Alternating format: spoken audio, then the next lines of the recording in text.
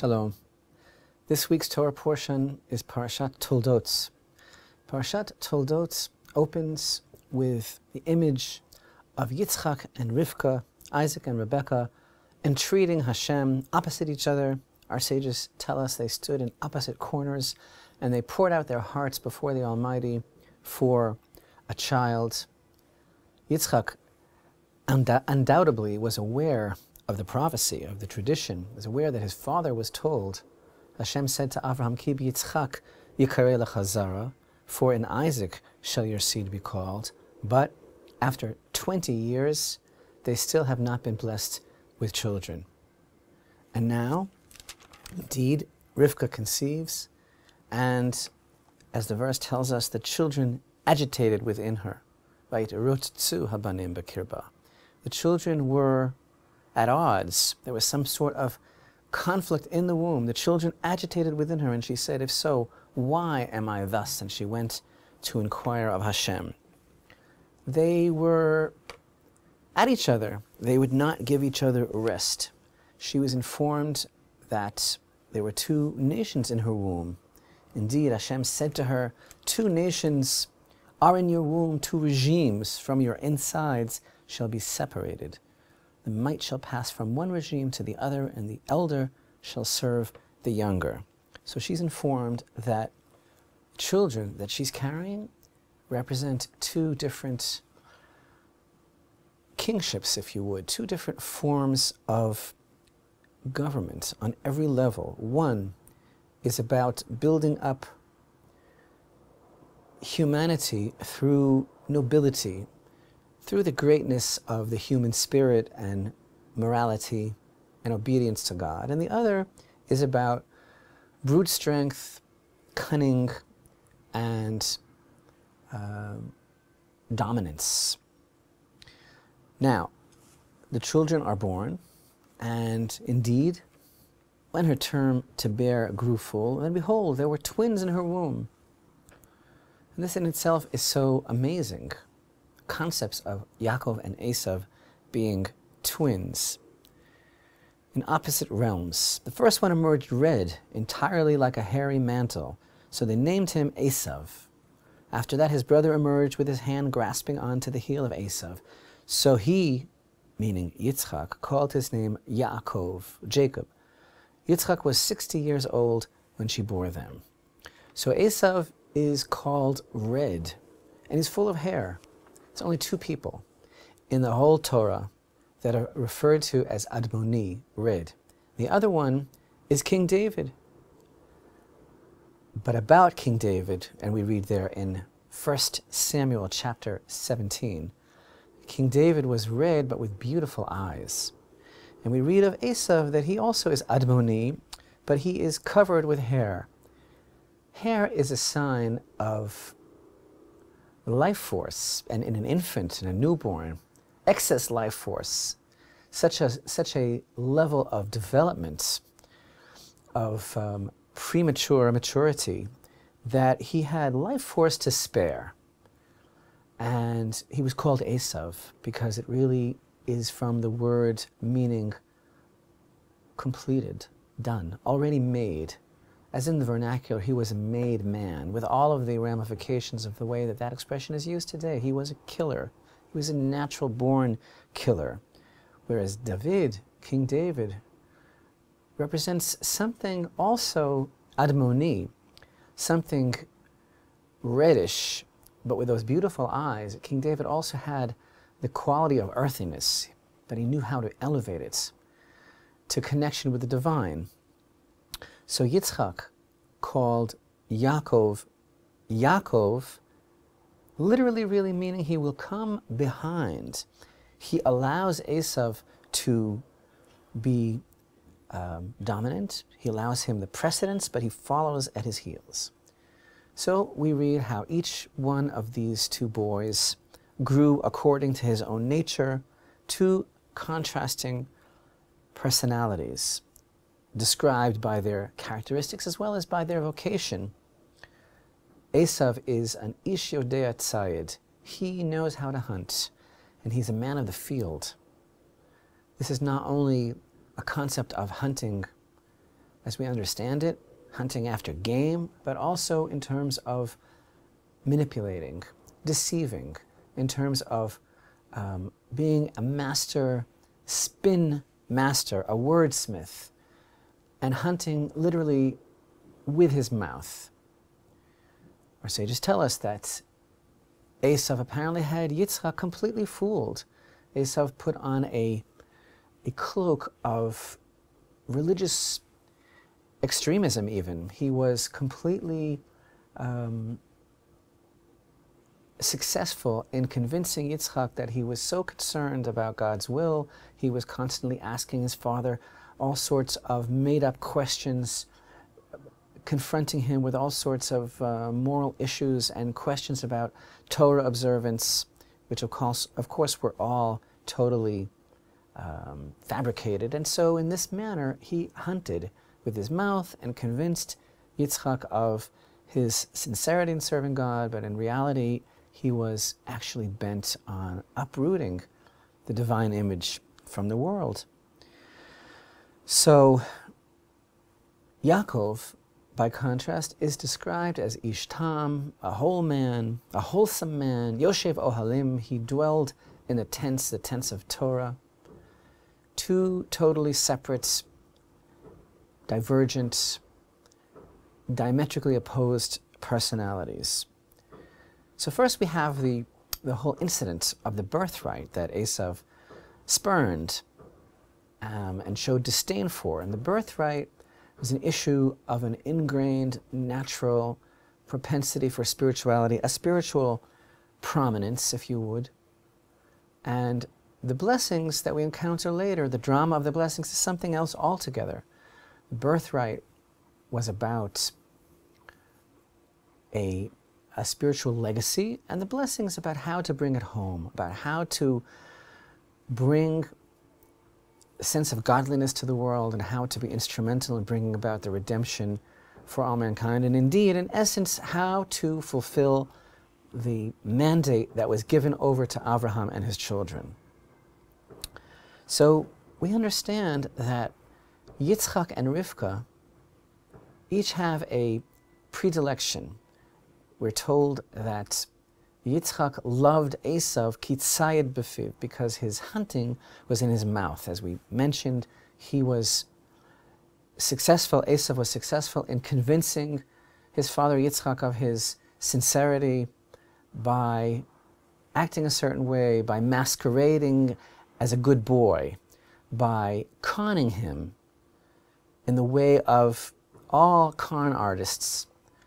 But Rivka, the verse tells us, Rivka loved Yaakov, and no reason is given. She loved him for his innate essence. She understood exactly who he was. Of course, we recall the fact that Yitzchak, he can't see at this point, and indeed, our sages tell us that he was blinded when he was bound upon the altar at the Akedah. His father Abraham bound him on the altar, and the tears of the angels, who were so taken with the drama of the near slaughter of Yitzchak and of that selflessness and that dedication expressed by both father and son.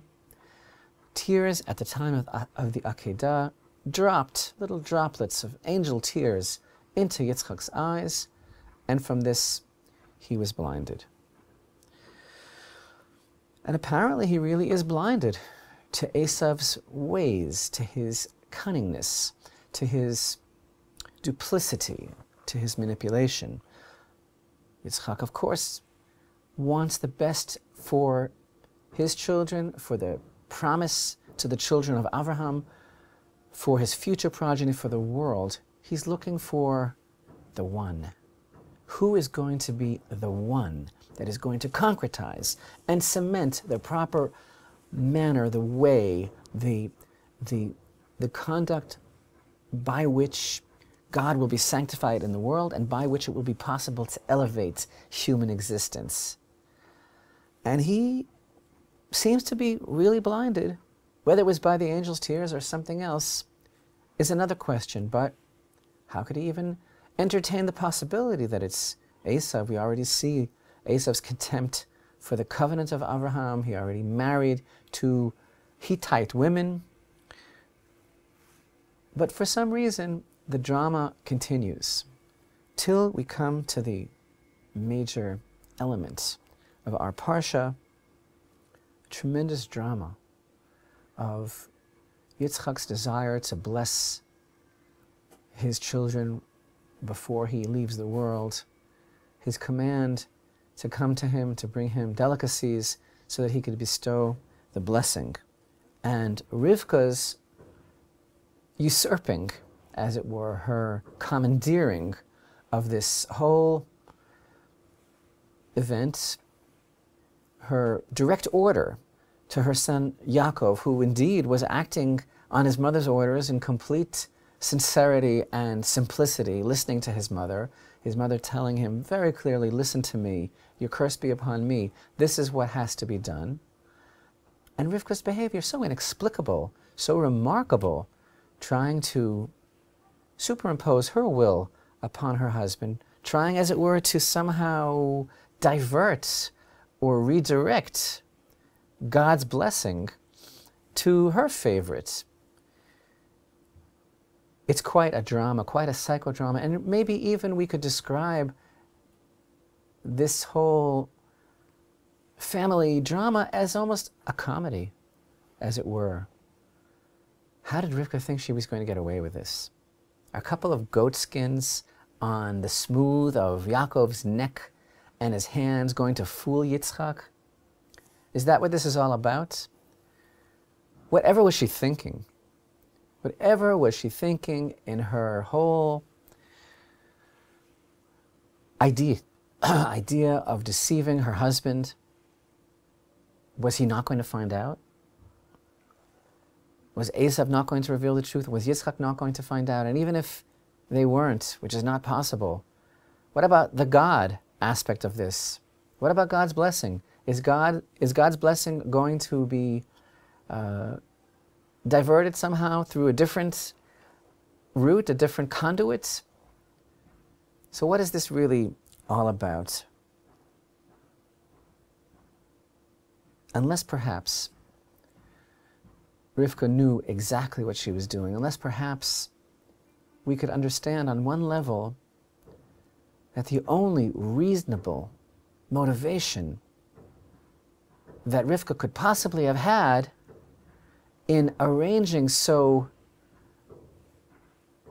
almost ridiculous a masquerade and a subterfuge, the only reason she really could have had was to set in motion a situation wherein Yitzchak would discover the truth, would be forced to confront exactly who Esau is. And maybe she was counting on that inevitable discovery. We read how Yitzchak, when he was ready, he said, "Behold now, I am old. The time has come." Perhaps he had wanted to do this for a long time, but Rivka had been engaging him in debate over the issue of their sons, had been trying to convince him, had been trying to push off this inevitable moment. And one of the most important aspects of what happened was that Rivka was able to show Yitzchak how easily he could be deceived. How easily he could be deceived by an ish tam, by a wholesome man masquerading as a hunter, as a man of the field. If he could be deceived by Yaakov masquerading as Esau, how much more so, how much more easily might Yitzchak have been deceived all his life by Esau masquerading as an ish tam. So there's a turning point in our story, and this is so complex, this whole drama, this whole psychodrama, it has so many levels of meaning, and we're only exploring one particular idea because we already know and we've discussed in the past, and it's really common knowledge amongst the great commentaries that there is much more here than meets the eye, that Yitzchak, his motivation was truly to try and have Esau hook up with his innate potential to take the tremendous qualities that he had, the tremendous powers and his connection with this world, and to use that to serve Hashem, and to bring that into the world in such a way that Hashem's presence would be magnified, and all life would be sanctified and uplifted. This is what Yitzchak was hoping. But, as we always emphasize, every word that our sages tell us, every tradition, every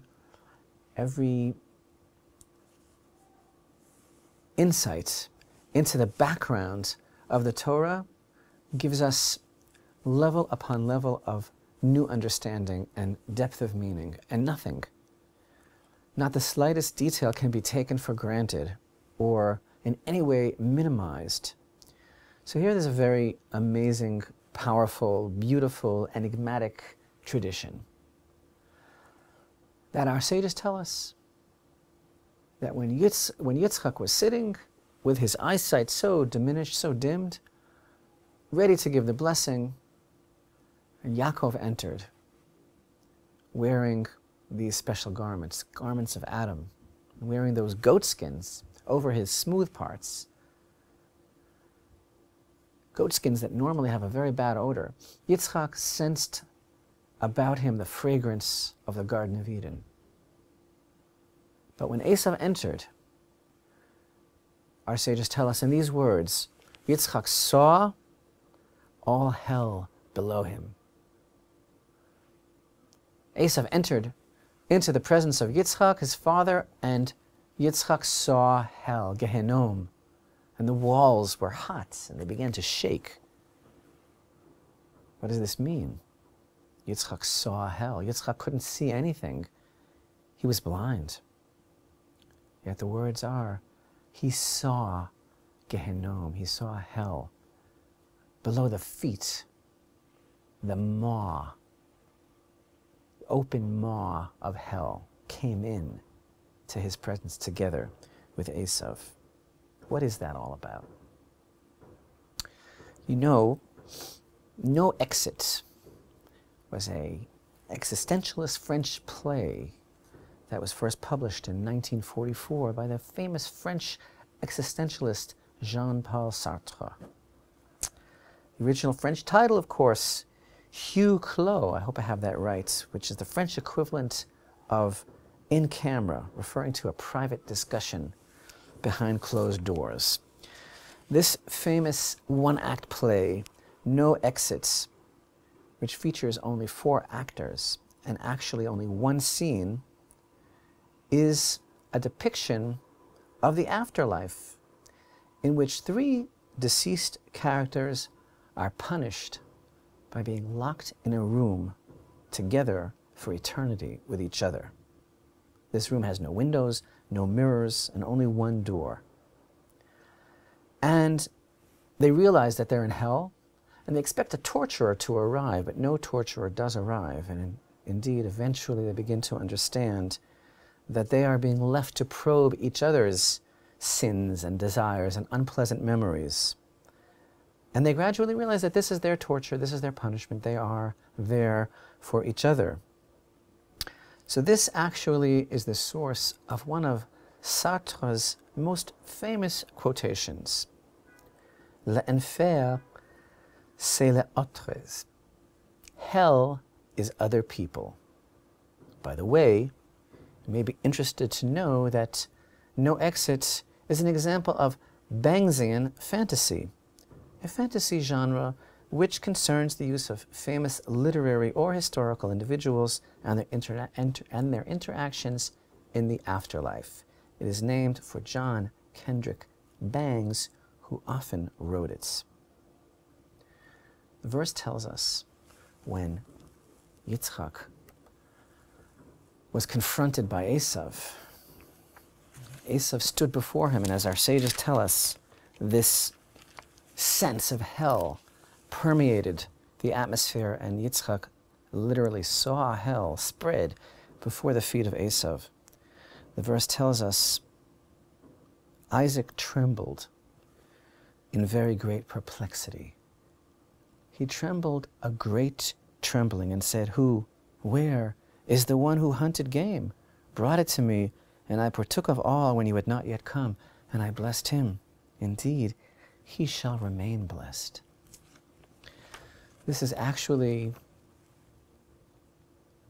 an amazing and powerful insight that our sages are telling us, that when Esau entered into the presence of Yitzchak, he was accompanied by the presence, the opening of hell. Because to differ from the definition of Sartre, that hell is other people, the new definition that we can understand from this confrontation, from this amazing insight of our sages, is that hell is having to confront your own mistakes, your own self-deception. At this moment, Yitzchak didn't just realize that he had been deceived by Yaakov and that he had been mistaken in thinking that Yaakov was not the one who would most properly utilize this divine source of strength. Yitzchak realized that Esau had been deceiving him his entire life. And this was Yitzchak's moment of hell, to have to confront his own failure, his own mistakes, and to have to own up to this tremendous deception. This was the source of his trembling. How amazing that our sages tell us that Yitzchak trembled twice. He trembled upon the altar, and he trembled at this moment. But this trembling was far greater. So when he was bound upon the altar, and those angel tears blinded him, perhaps the meaning of that on one level is that it became so difficult for him to understand how it wouldn't be possible for anyone to have the same close and intimate relationship with the Creator that he had. Perhaps he became blinded to the possibility that someone could not see inwardly as he sees, after having experienced, in fact, life after death, the ability to commit himself so totally to the will of the Creator, and then to be able to reap everything that that means in this world, and to be able to tell about it. He became blinded to the possibility that that would not be the case with everyone and with his son Esau. And he spent a great deal of his life allowing himself to be deceived by the smooth talk and by the cunning and the deception of Esau. And at this moment, he realized in a very visceral, all-encompassing way that he had been terribly mistaken. And this is the source of his great trembling. Hell for Yitzchak at this moment was the realization of his own self-deception. And this is a terrible thing, when we realize that we have allowed ourselves to continue to make the same mistakes over a lifetime. So two elements were represented by Yitzchak's sons within the potential for the nation. In Esau, he saw raw power. In Yaakov, he saw the spiritual power. Yitzchak knew that both of these elements would be necessary in the development and success of the nation, and in the ability of the nation to become the vessel, the vehicle for bringing about God's blessings in this world. And he believed, somehow naively, that together perhaps Yitzchak and Yaakov and Esau could fulfill the mission of Abraham's children, and he intended to give Esau a blessing of material content and Yaakov a blessing of spiritual content. Rivka knew from her experience growing up in the house of Bethuel with her brother Lavan that this was not going to work. And at this moment of confrontation, at this moment of the true reality being brought home, Yitzchak realized that as much as he had sought to save his son Esau, as much as he had sought to encourage him to use his potential and his strengths and his characteristics for the service of God, he realized that it would not succeed, and that it was only Yaakov, through his ability to bring the fear of God and the consciousness of God's presence and subservience to him into the world, that there would be eventually hope for all humanity to experience the redemption.